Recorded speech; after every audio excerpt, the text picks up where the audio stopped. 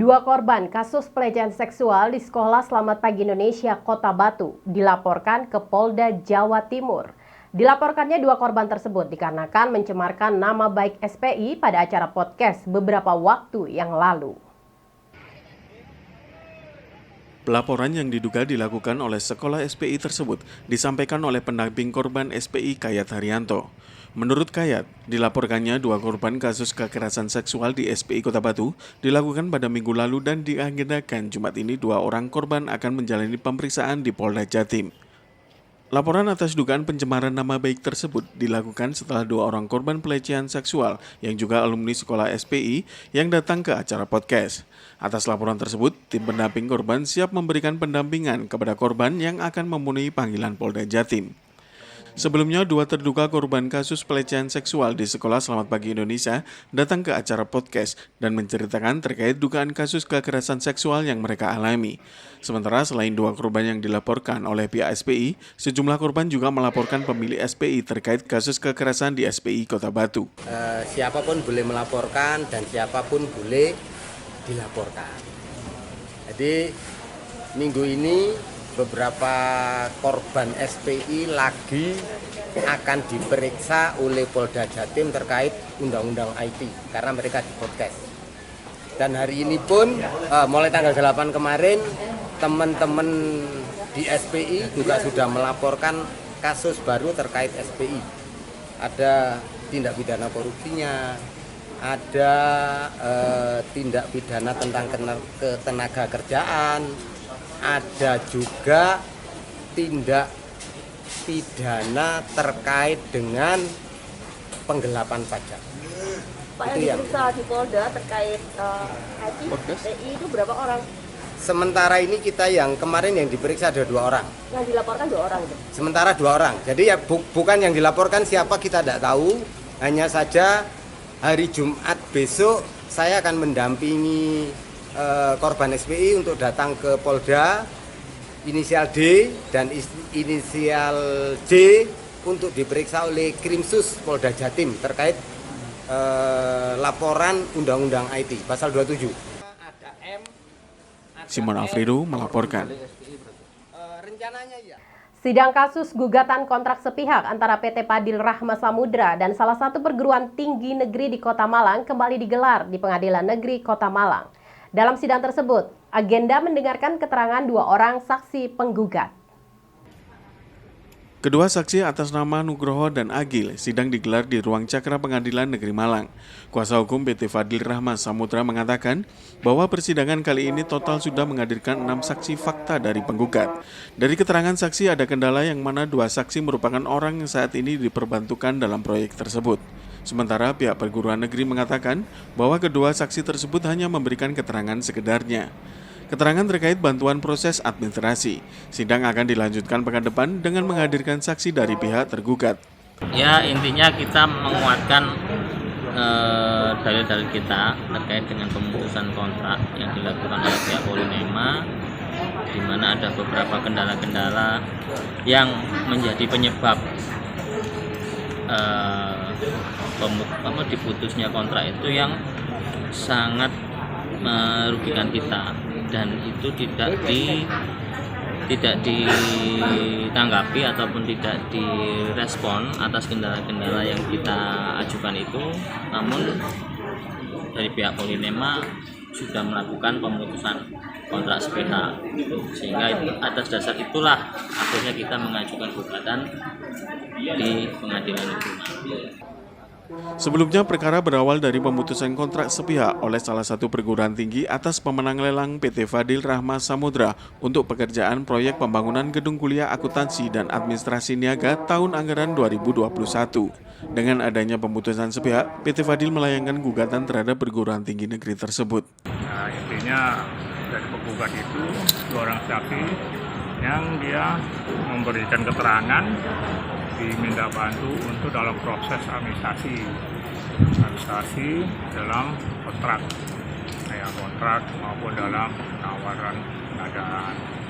Tapi dalam sidang tadi dia tidak mengerti secara persis mengenai masalah pelaksanaan karena memang dia tidak bekerja di PT Padil sebagai yang menang tender untuk pelaksanaan itu. Jadi hanya dia buka di luar dari itu, bukan dari PT Padil. Ini bantu untuk melakukan membatasi aja. Simon Alfredo melaporkan. Ribuan kepala keluarga di Kelurahan Wonokoyo dan Kelurahan Buring, Kecamatan Kedung Kandang, Kota Malang, mengalami krisis air bersih akibat air dari PDAM mati. Krisis air bersih yang dialami warga tersebut dampak dari bocornya pipa PDAM di Pulung Dowo Tumpang, Kabupaten Malang. Krisis air bersih yang dialami ribuan kepala keluarga di dua kelurahan, yakni Kelurahan Wonokoyo dan Kelurahan Buring, Kecamatan Kedung Kandang, Kota Malang, sudah terjadi sejak Sabtu lalu. Air yang dialirkan melalui Perumda Tugu Tirta mati total akibat dampak bocornya pipa PDAM di Pulung Dowo Tumpang, Kabupaten Malang. Untuk memenuhi kebutuhan setiap hari, warga terpaksa membeli dan meminta ke tetangga yang menggunakan sumur bor. Sementara untuk kebutuhan mandi dan cuci, warga terpaksa harus ke sungai yang jaraknya 4 hingga 5 km. Warga mengaku selama hampir 1 minggu air dari PDAM mati. Mereka hanya mendapatkan dropping air bersih dari Perumda Tugu Tirta Kota Malang sebanyak 3 kali. Itu pun dilakukan saat ada permintaan dari warga. Krisis air bersih yang dialami warga Wonokoyo dan Buring sering terjadi. Bahkan di tahun 2021 lalu, selama 3 bulan mereka mengalami krisis air bersih akibat pipa bocor. Gak ngalir selama hampir seminggu, sejak hari Sabtu kemarin. Jadi sudah hampir 7 hari ya. Kejadian seperti ini sebenarnya hampir tiap bulan terjadi selama mungkin 3 tahun ini. Jadi dengan alasan yang hampir sama. Jadi alasannya kebocoran di Pulung Dowo sama Kali Buto ya. Itu sih. Kami cuma berharap ini jangan sampai kok kejadian kayak gini bisa terulang terus tanpa ada antisipasi dari Perumda Tugu Tirta. Simon Alfredo melaporkan. Terima kasih Anda masih setia bersama kami dalam Info 7 Malang Raya. Stok cabai rawit di pasaran melimpah, berdampak pada turunnya kembali harga jual cabai rawit di tingkat petani. Meredanya penyakit cacar berpengaruh pada volume hasil panen yang meningkat sehingga harga mengalami penurunan kembali. Beginilah yang terlihat di lahan pertanian di wilayah Sukomulyo, Pujon, Kabupaten Malang. Berbagai sayuran dan komoditi pertanian lainnya ditanam, salah satunya tanaman cabai rawit.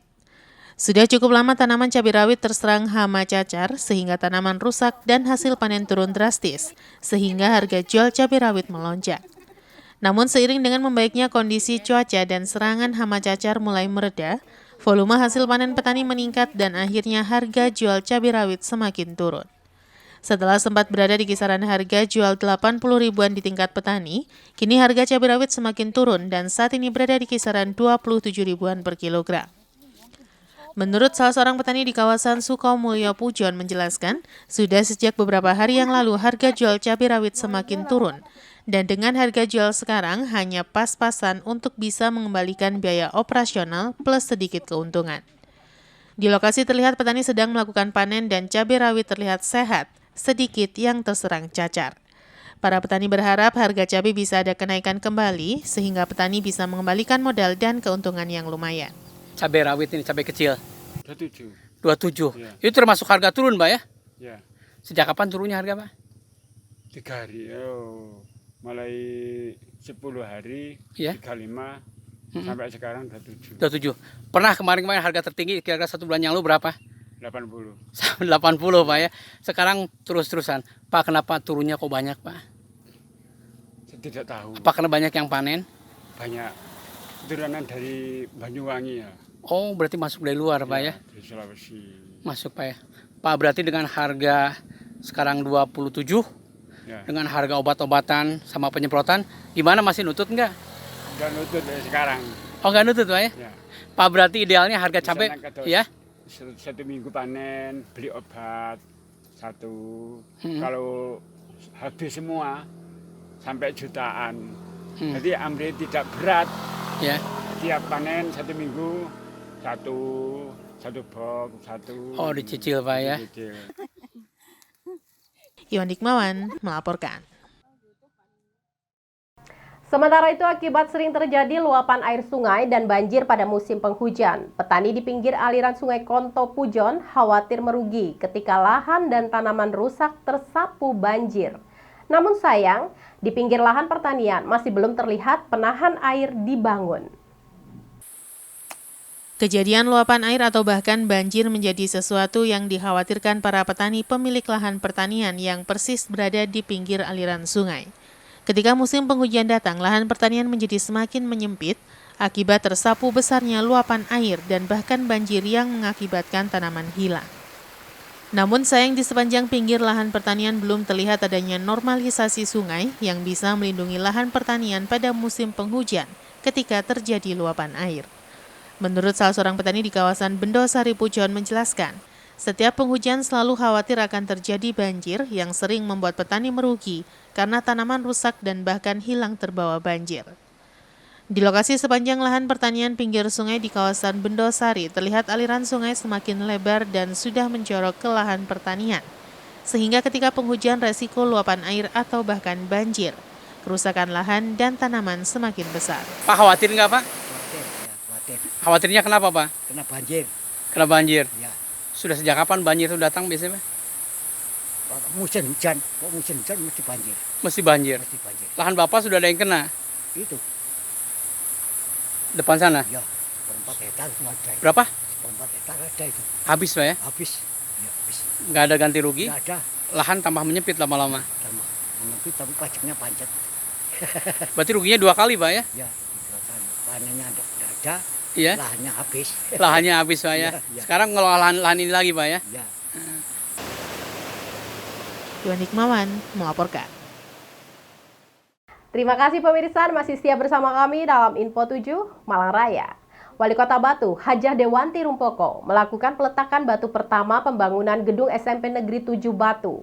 Wali Kota Batu berharap pembangunan bisa berjalan lancar dan tahun ajaran baru 2023 sudah bisa digunakan dan menerima siswa baru. Kegiatan peletakan batu pertama pembangunan gedung SMP Negeri 7 Kota Batu di Dadaprejo, Junrejo, Batu dihadiri Wali Kota Batu Hajah Dewanti Rumpoko beserta Wakil Wali Kota Batu Insinyur Punjul Santoso, Sekda Kota Batu Zadim Efisiensi, Kepala Dinas Pendidikan Dr. Eni Rahyuningsih, Ketua Komisi C DPRD Batu Hamim Tohari, Pabung 0818 Wilayah Malang Batu, Kapolsek Junrejo, dan undangan lainnya. Pembangunan gedung SMP Negeri 7 Batu dilakukan dalam rangka pemerataan pendidikan di Junrejo, karena jumlah lulusan SD dengan daya tampung SMP masih terpaut cukup lebar.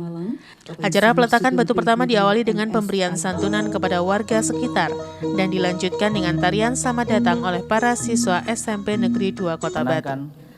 Dalam sambutannya, Kepala Dinas Perumahan, Kawasan Pemukiman dan Pertanahan Kota Batu menjelaskan, pembangunan akan berlangsung selama kurang lebih 170 hari dengan anggaran kurang lebih sebesar 4,3 miliar lebih. Sementara itu dalam sambutannya, Kepala Dinas Pendidikan Kota Batu Dr. Eni Rahyuningsih menjelaskan, pembangunan dilaksanakan dalam upaya pemerataan pendidikan di wilayah Junrejo dan tahun ajaran baru 2023 hanya akan menerima 2 rombel atau 64 siswa untuk menjaga pertumbuhan SMP swasta di wilayah Junrejo. Sebelum melakukan peletakan batu pertama, dalam sambutannya, Wali Kota Batu Hajah Dewanti Rumpoko menjelaskan, dengan sistem zonasi dan pembangunan SMP Negeri 7 Batu di wilayah Dadaprejo, Junrejo, warga Desa Telekung, Junrejo dan sekitarnya semakin terbuka untuk masuk ke SMP Negeri, yaitu SMP Negeri 7 Kota Batu. Acara dilanjutkan dengan peletakan batu pertama oleh Wali Kota, Wakil Wali Kota, Sekda, DPRD, Pabung, dan undangan lainnya, serta peninjauan lokasi pembangunan gedung SMP Negeri 7 Kota Batu. Hari ini saya didampingi Pak Wawa, Pak Sekda, para kepala dinas, dan juga konsultan, bahkan ada dari DPRD, Forkompimda, kami dari konsulan Brawijaya, bahkan yang memenangkan tender bangunan ini sama-sama meletakkan batu pertama. Mudah-mudahan 170 hari berjalan lancar dan mempunyai pembangunan kualitas pembangunannya yang baik. dan mudah-mudahan doakan juga cepat bisa tahun ajaran baru tahun depan bisa ditempati ya. Jadi tahap ini, sekarang ini adalah rombel untuk kelas 7 dengan perlengkapan yang lengkap sampai musola, sampai tempat ibadah, ruang guru, ruang kepala sekolah, laboratorium, perpustakaan, kantin, dan ruang tempat ibadah. Nah, tahun depan insya Allah saya sudah titip sama Pak Sekda, sama Pak Hamim, ini perwakilan dari DPRD, untuk bisa tahun depan dianggarkan untuk secara lengkap, tuntas. Iwan Iqbawan melaporkan. Sementara itu, Universitas Negeri Malang atau UM kembali menambah deretan jumlah guru besar setelah 5 guru besar baru dikukuhkan. Dengan kegiatan ini, diharapkan akan mendorong dan memotivasi para akademisi lainnya untuk menjadi guru besar, yang berlangsung pada hari Kamis 11 Agustus 2022 bertempat di Graha Cakrawala, Universitas Negeri Malang. Kegiatan sidang terbuka Senat UM dengan agenda pengukuhan 5 guru besar baru Universitas Negeri Malang, yaitu Profesor Dr. Edi Sutaji MPD, Guru Besar Bidang Ilmu Penelitian dan Evaluasi Pendidikan Fakultas Teknik Universitas Negeri Malang, Profesor Dr. Andes Burhanuddin MED PhD, Guru Besar Bidang Ilmu Manajemen Pendidikan Fakultas Ilmu Pendidikan UM, dengan pidato pengukuhan mengembangkan budaya organisasi di dalam memimpin masa depan universitas. Profesor Dr. Dwi Agus Sujimat STMPD, Guru Besar Bidang Ilmu Teknologi Pembelajaran Kejuruan Universitas Negeri Malang, Profesor Dr. Ponimin M. Hum, Guru Besar Bidang Penciptaan dan Pengkajian Seni Departemen Seni dan Desain Fakultas Sastra Universitas Negeri Malang, serta Profesor Dr. I. Komang Astina MS, Guru Besar dalam Bidang Ilmu Geografi Sosial pada Fakultas Ilmu Sosial.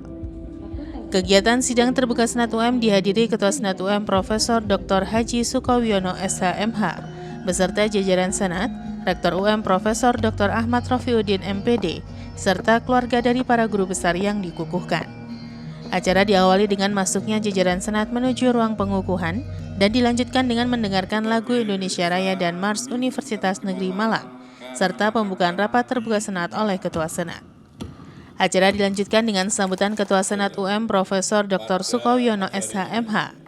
Dalam sambutannya mengucapkan selamat kepada para guru besar yang dikukuhkan dan berharap pengukuhan ini menjadi motivasi kepada para akademisi lainnya untuk menjadi guru besar. Sebelum memasuki pidato pengukuhan guru besar, terlebih dahulu dibacakan SK Mendikbud terkait pengukuhan guru besar dan dilanjutkan dengan pidato pengukuhan jabatan guru besar oleh para guru besar yang akan dikukuhkan secara bergantian. Pada kesempatan tersebut juga dilaksanakan penyerahan naskah pidato jabatan guru besar oleh para guru besar kepada Sekretaris Senat Guru Besar dan pengalungan kordon. Dalam sambutannya, Rektor UM Profesor Dr. Rofiuddin MPD mengucapkan selamat kepada para guru besar yang dikukuhkan. Dan dengan UM menjadi perguruan tinggi negeri berbadan hukum, UM saat ini dituntut lebih produktif. Produktivitasnya mencakup banyak segi, selain berkarya juga berkolaborasi dengan mitra perguruan tinggi di luar negeri. Acara diakhiri dengan penutupan rapat terbuka Senat dan pemberian ucapan selamat kepada para guru besar yang dikukuhkan dan keluarga oleh jajaran Senat. Pagi ini kembali Universitas Negeri Malang mengukuhkan 5 orang guru besar yang ini dari berbagai fakultas. Ada teknik, ada dari fakultas sastra, ada juga dari fakultas ilmu pendidikan. Dengan pengukuhan 5 guru besar ini, maka saat ini Universitas Negeri Malang, UM ini sudah memiliki 104 profesor. Jadi sudah 104 guru besar yang ada di Universitas Negeri Malang.